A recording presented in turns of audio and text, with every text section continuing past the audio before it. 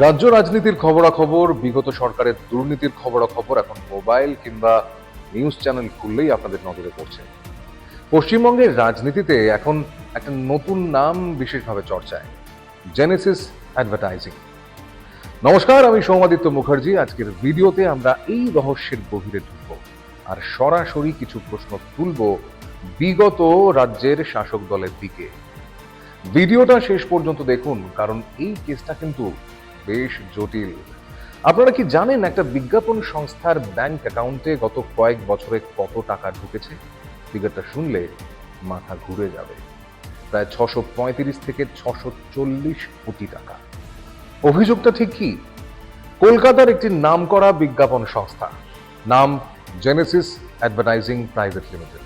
অভিযোগ, গত কয়েক বছরে পশ্চিমবঙ্গ রাজ্য সরকার এই সংস্থাকে প্রায় 635 কোটি টাকার অ্যাডভার্টাইজমেন্ট এবং ইভেন্ট ম্যানেজমেন্টের কন্ট্রাক্ট দিয়েছে। এখন প্রশ্ন হলো, একটা বেসরকারি সংস্থাকে এত বিপুল পরিমাণ টাকা কেন দেওয়া হলো?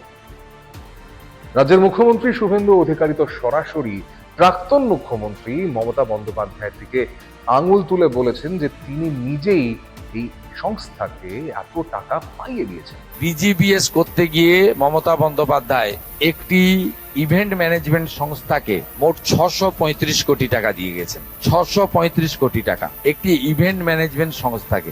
এরও তদন্ত হবে। তদন্ত শুধু নয়, মামলা আমরা করব এবং প্রয়োজন হলে মানি লন্ডারিং যারা ইনভেস্টিগেট করে তাকেই হ্যান্ড ওভার করবো।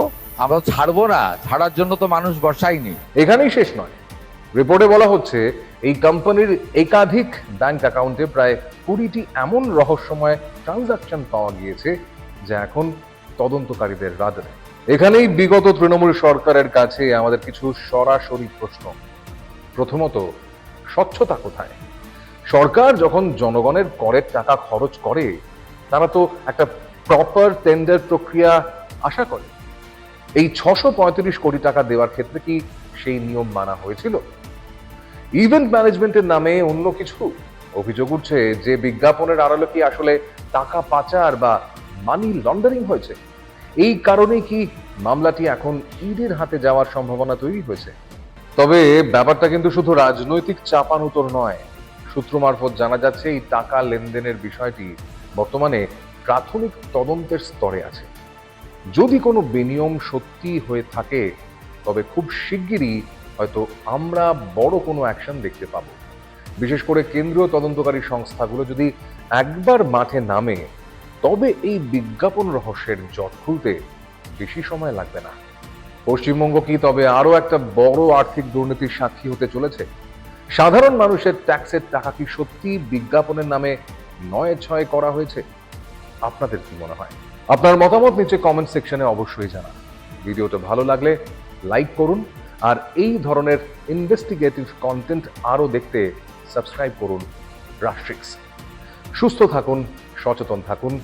দেখা হচ্ছে পরের ভিডিওতে।